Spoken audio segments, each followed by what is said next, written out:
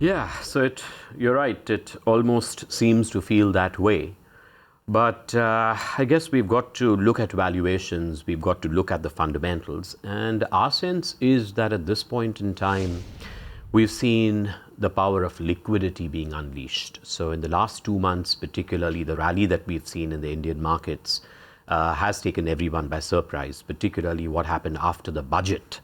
We saw the return of foreign institutional investors. Locals had already been buying. But at current levels, the market's trading at close to 17 times if we look at consensus earnings estimates. And our sense is that it's going to be very difficult for the market, liquidity notwithstanding, to just move up on the back of PE re-rating. You need to see earnings growth come back. And therefore, we are recommending to investors that lights are turning amber and there could be a pullback in the market. For those investors who want to stay fully invested and do not want to move into cash, maybe they should look at sector reallocation. Now, benchmark indices are up by about 8-9% in this year. That's 9% in a matter of just 6 or 7 weeks. Yeah. The small cap indexes are 14-15% in a matter of 6 weeks. So do you think large part of the gains of 2017 are already in the price now, and now for the rest of the year we may just hang in there, amble in a range of 2-3%, that's about it?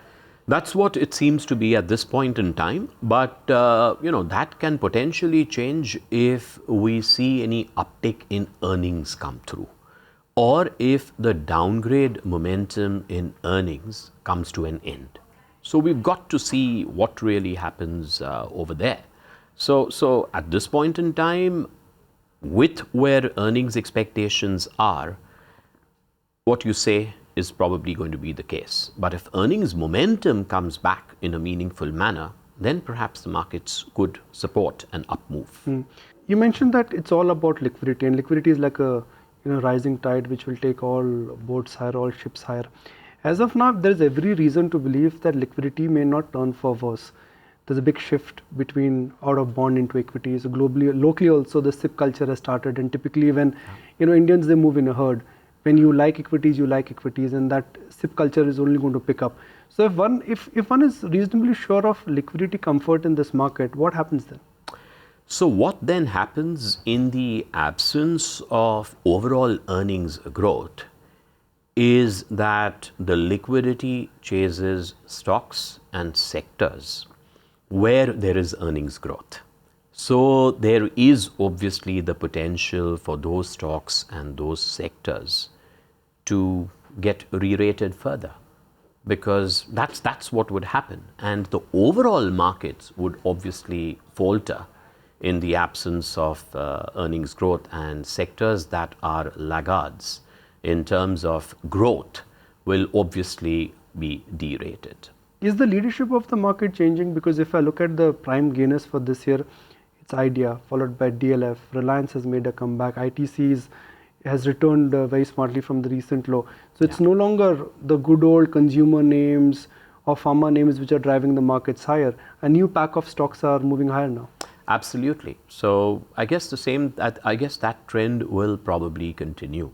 And perhaps those sectors where there has been a massive derating, and perhaps where the reasons for the derating are now well understood, could probably make a comeback. For example, look at the pharma sector.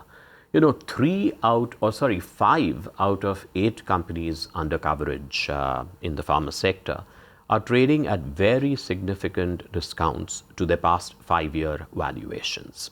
And what have been the key fears as far as the pharma sector is concerned? It has been the FDA-related worry.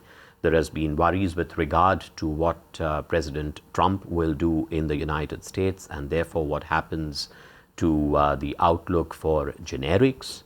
Some of these are now being well understood. So our pharma analyst believes that FDA-related issues are now pretty much baked into stock prices.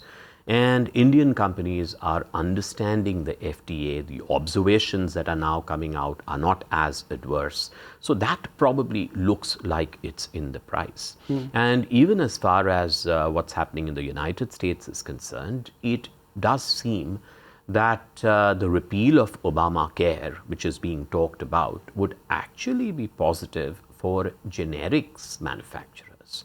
So to that extent, those excessive concerns are lifting as well. So we in fact are positive on pharma. We have recently shifted our allocation, our underweight allocation to now an overweight in pharma. But you like the top 3-4 names. You're not That's looking right. at going down the barrel. We're going by, in fact, we do not have too many companies under coverage in the mid-cap space in the pharma sector. So yes, the preference is for the larger companies. The street is divided on how should one value IT stocks.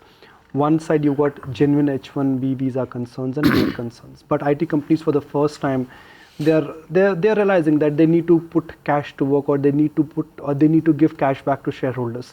Typically, when that has happened in the past, the P multiples of stocks, they get re-rated. But even though TCS has announced a buyback, Wipro has done a buyback, Infosys will consider a buyback, the P multiples are very compressed. Why is that? That's because I think the market is still not confident on either the return of revenue growth as well as concerned over H1B. Find us on Facebook at facebook.com/ETNow and don't forget to click the like button. You can also follow us on Twitter at ETNowLive. To stay updated with all our programming, hit the subscribe button on our YouTube channel by logging on to youtube.com/user/ETNow.